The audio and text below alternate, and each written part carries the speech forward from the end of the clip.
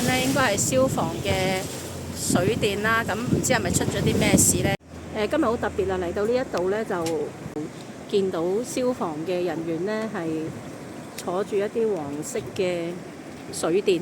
咁應該有人可能有啲危險啦嚇，遇到啲問題咁啊救援啦，而家係應該有2位嘅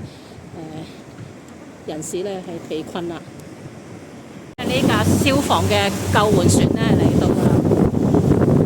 但係如果遇到一啲問題呢，其實都係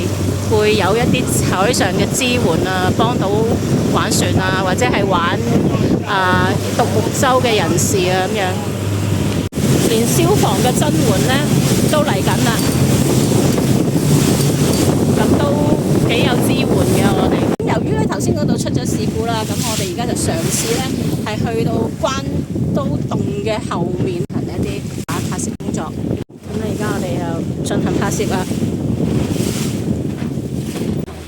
因為頭先喺正面嘅地方咧係冇咁大浪嘅，咁但係頭先有一啲嘅事故啦，咁所以咧